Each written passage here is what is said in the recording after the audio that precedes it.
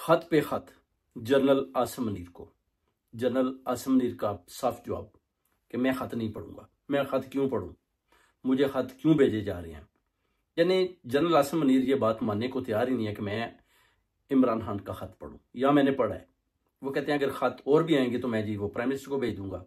यानी अगर आप समझते हैं कि एस्टेब्लिशमेंट सियासी मामलात में मुदाखलत ना करते होते तो आज खान साहब इनको खत क्यों लिखते। उनको भी, खान साहब को भी पता है कि असल में जो पीछे बड़ा एम्पायर खड़ा है वो जनरल आसिम मुनीर है।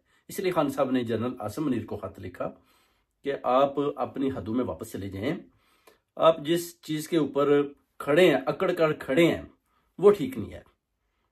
मैंडेट की बात की, अपने जीतने की बात की, जैली केसों की बात की, जो खत में उन्होंने काफी जनरल आसिम मुनीर को बातें सुनाई, जिस पर जनरल आसिम मुनीर ने बोला जी कि मैं खत नहीं पढ़ूंगा। खत पढ़ा भी है और बोला कि मैं खत नहीं पढ़ूंगा।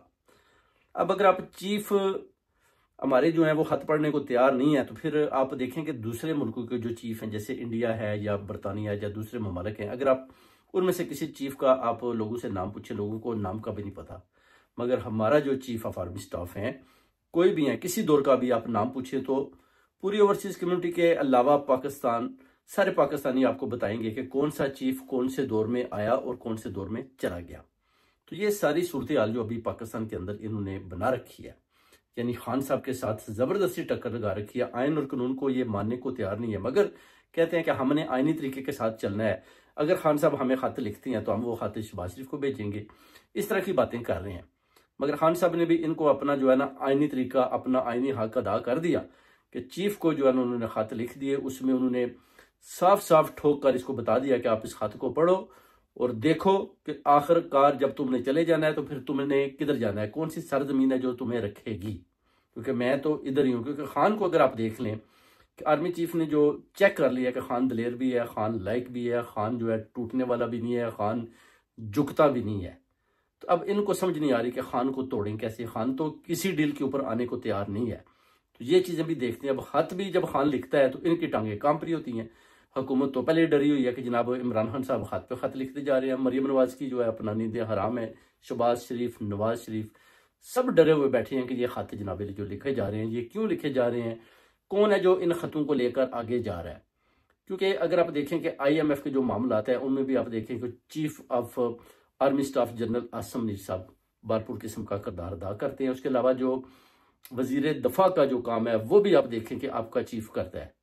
यानी एस्टेब्लिशमेंट के जो काम है वो बेसिकली जो सियासी लोगों को करने चाहिए वो कर रहे हैं। और जो सियासी मामलात हैं उनमें किसी किस्म का भी आप देख लें कोई कंट्रोल नहीं है। ना को वजीर आजम के हाथ में है, ना को वजीर आला के हाथ में, ना ही चारों सूबों के वजीर आला किसी किस्म का कोई ऐसा काम कर सकते हैं।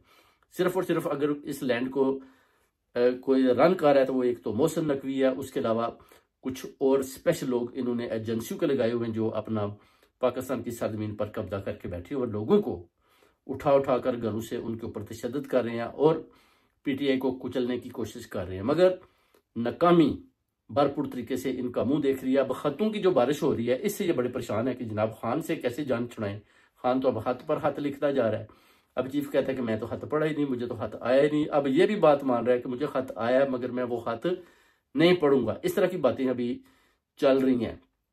शहबाज शरीफ भी जानना चाहता है कि जनाब वो खत क्या है जिसमें इमरान खान साहब ने बार बार इसको जो लिखा है कि आप जनाब सीधे रस्ते पर आओ, बैकअप हो, जो मुल्क को तरक्की करने दो। 75 सालों से आप लोगों ने कब्जा किया हुआ है, मुल्क तरक्की नहीं कर रहा। अगर आप अपने अपने हदूद के अंदर चले जाते हैं तो मुल्क जो है ना तरक्की कर जाएगा। अब चीफ को डर है कि अगर खान साहब बाहर आ जाते हैं तो फिर डेफिनेटली हमें भी वापस जाना पड़ेगा, हुकूमत भी खत्म हो जाएगी और हो सकता है कि मुल्क डिफॉल्ट कर जाए। यानी जनरल आसिम मुनीर साहब जो पैगाम देते हैं मीडिया को कि जनाब हमने तो मुल्क को बचा रहे हैं, अगर खान बाहर है, अगर मुल्क जो है डिफॉल्ट हो जाएगा तो हम तो मुल्क को तरक्की के रास्ते पर लेकर जा रहे हैं। और आप ये बात समझने की कोशिश करें। आवाम को भी ये बार बार, ओवरसीज कम्युनिटी को भी ये बार बार पैगाम दे रहे हैं कि खान को छोड़ें और मेरे साथ चलें, मैं मुल्क को बचा रहा हूँ। मगर अवाम, कौम, ओवरसीज कम्युनिटी खान के साथ खड़ी है।